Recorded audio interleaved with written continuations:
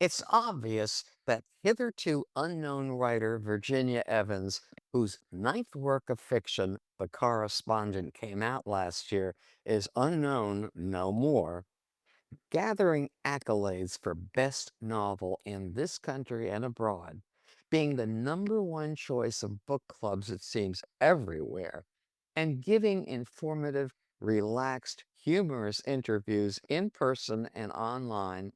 Evans has made it after numerous rejections. In fact, she admits she queried over 700 agents. In a heartening talk before an audience at a Connecticut library not too long ago, she acknowledged she was about to throw in the towel and apply to law school when The Correspondent was finally accepted for publication. And she's confident enough to add that the book, despite its ensuing triumph, isn't even the favorite of her novels.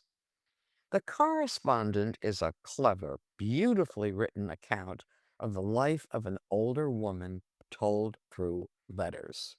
Sybil Van Antwerp is a cranky, funny, independent, long divorced mother, a former well regarded lawyer who was adopted when she was 14 months old and now has two children of her own. She had three, but her middle child, a young boy, died long ago.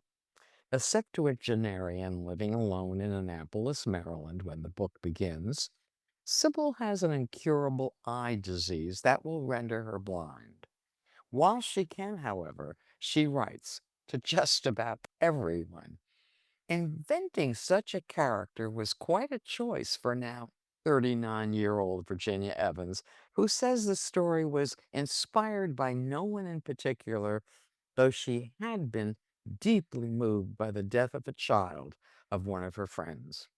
What really stands out, though, is the book's structure as a series of letters that begins in June 2012 and ends 10 years later.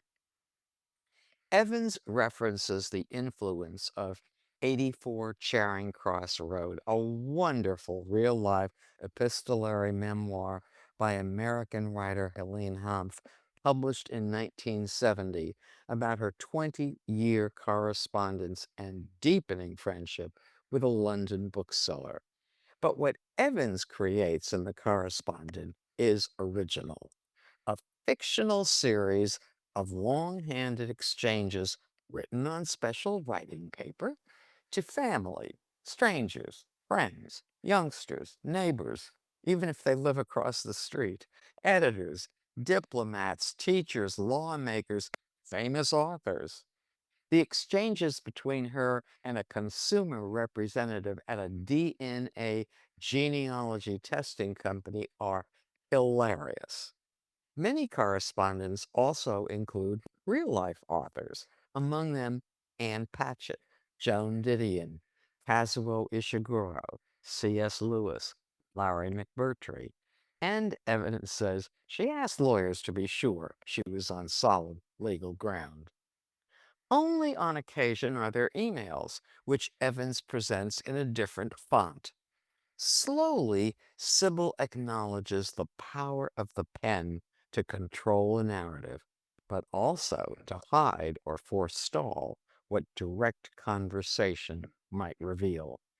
Despite or because of her bluntness, however, she's an admirable, humane character, and there's no doubt of her belief that reaching out in correspondence is really one of the original forms of civility in the world.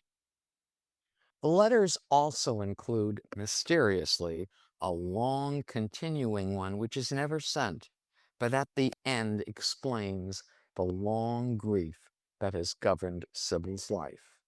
In her letter to McMurtry about Lonesome Dove, miraculous and mundane, which she reread and tells him was even more moved the second time around, she writes that the book deeply touched something in her, as her own writing in Evan's book will move you.